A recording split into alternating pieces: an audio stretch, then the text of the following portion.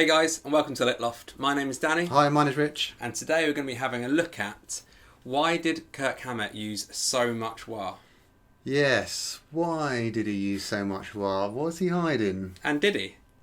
You know, there's a lot of memes around the internet about him and his wah pedals. I watched a recent sort of how to sound like Kirk Hammett video, and during the pedal choices, it was about just 5 wahs in a row. Yeah, that's all you need, yeah. So, you know, is that an unfair statement to make about him? We want to explore that, really. So, yeah, in this video, we're going to have a look at a few different sort of angles, a few reasons why you might use a wah, why you wouldn't use a wah. And how not to use a wah. Yeah, so we'll play a few licks and give you a few kind of demos of what we think may be right or wrong. Yeah. So we're going to use the Crybaby Mini Wah today, straight into the Kemper with a Hughes and Kettner patch, mid-gain sort of sound that we set up, and this Ibanez RG, let's look at the label, shall we? 450M, maple neck, standard infinity pickups, humbucker, single humbucker with a trem, volume tone, you know, pretty straightforward. Well, let's get going. Cool, let's have a look.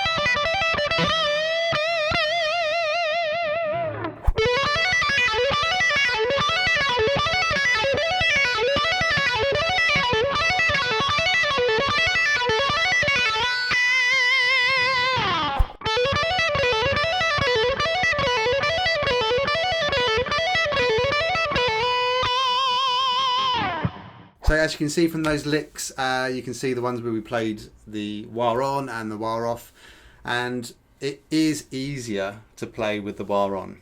It does help you, just gives you that little extra juice to kind of get the notes come out. It just helps them jump out a bit more, doesn't it? It's not like adding a tube screamer, but it does a similar thing, as in it adds a certain frequency that really lends itself to giving you that little high-end push and clarity that when you are playing licks like that, it doesn't tire out your fingers. Yeah. You've got to think that Kirk Hammett's probably playing, I watched them, they probably played like almost a 3-hour set. Yeah. And it's something to really bear in mind. You know, it's one thing doing a lick here for 2 minutes. Even your fingers were getting, tired, which you didn't see off screen. Lots of swearing and. But if he's playing a really long gig, long studio session, it is something to bear in mind that does give you that little bit of extra juice. It's like having that fitness in your fingers. It's like gig fit. It's the thing. It is. You know, if you're doing that 30 dates in a row, you're going to suffer. So anyway, let's have a look at the next few licks. So this is where we're going to talk about how we can kind of place the wah in a certain position. Yeah. And just see what we can get out of that in terms of the sound and the tone. Yeah, let's do it.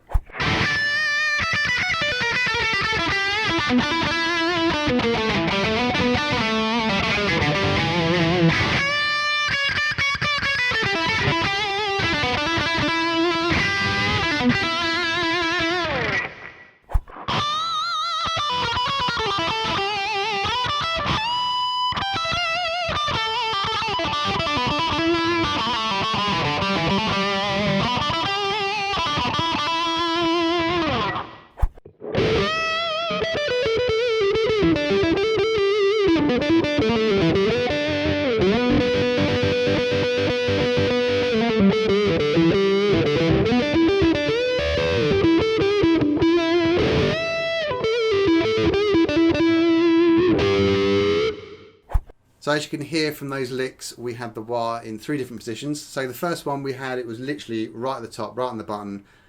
So you get this really kind of high focused kind of frequency with the wah, kind of giving you that really cool sound. Really helps kind of the notes bite a little bit more. Yeah. Especially if you haven't got much gain. Really helps cut the notes there and just get you to that place. The next setting is probably one of my favourites. It's where it's kind of in the mid sort of section of the wah, kind of halfway, if you like. And we were saying earlier that probably the first thing that comes to mind in terms of what song you use that tone in is Money for Nothing. Yeah. And I think that's why we wanted to bring this up, this point of putting a wah in a fixed position, because the fact that we can probably only think of one song to the top of our heads anyway. Please let us know if you can think of any other songs or riffs, where the wah has been left in a position. But it's something that's really overlooked. I mean, the first thing you do when you go on a wah is you're moving it up and down. But actually there are some really cool sounds and such a huge frequency range from just moving it through from low to high. That's it. Yeah. So you might find on like Dan said, with different wahs you can set your positions. There might even be ones that you can actually save the positions. I don't know. Maybe I'm making it up. Probably on like a helix or something like that. Something digital. I mean, that's a cool feature, isn't it? Because the thing is, it's so sensitive. This is one thing I found when we're using wahs is to get that same sound the next time you go and do it. It's to get it in the exact same position. Yeah. It's so difficult. So a nice little button that goes save. I mean, there's some cool wahs at the moment. They've got internal trimmers inside, sweep controls on the outside now.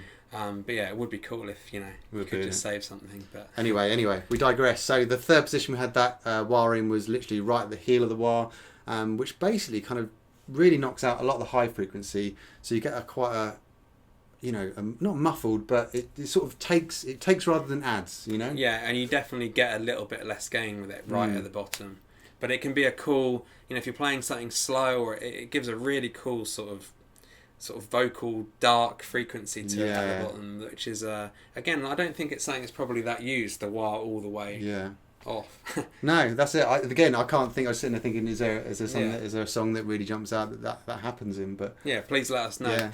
Right, what I wanted to show you next was a few little things about what it sounds like and what it is to play with too much wah, and just a few mistakes that I'm sure we've all made along the way. So I'm going to show you a few examples of that right now.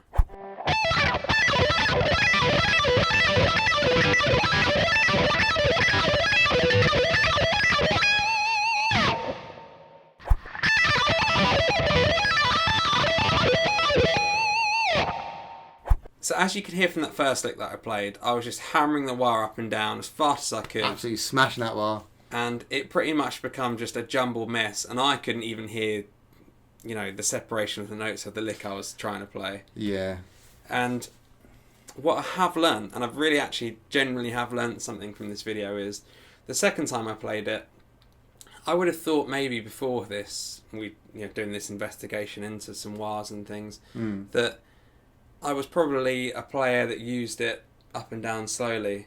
But what I actually found when I was really thinking about how I use the wah, I was finding that frequency as we did in the cocked wah section, and I was probably just fluctuating between it like ever so slightly. Literally the tiniest little sweep just to give that tiny bit of movement and frequency in the lick that you're trying to play.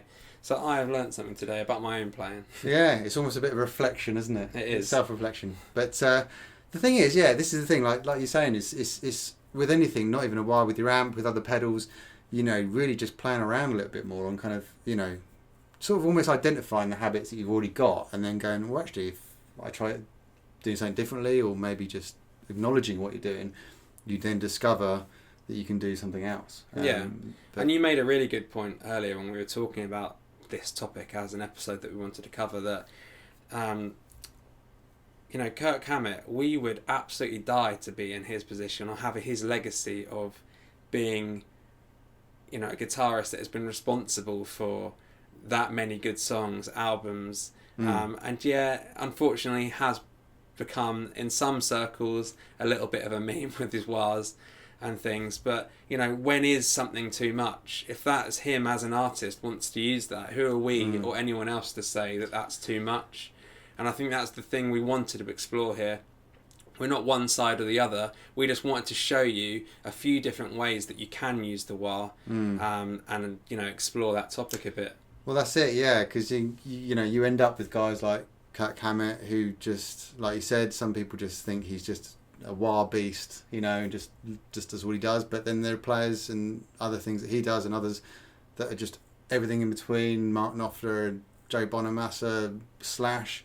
There's all these players that, Jimi Hendrix. Go back to Jimi Hendrix with the wire. It's like there's a whole sea of players that you can kind of draw on and just really kind of have a look and just study a little bit and get a really nice kind of idea of what's possible. And even then, there's still stuff you can do. Because there's no right or wrong. That's the thing, So please let us know in the comments what you thought. Do you think Kirk Hammett uses too much wire? Let us know below. We'll see you again in another video soon. Yeah, take care, guys.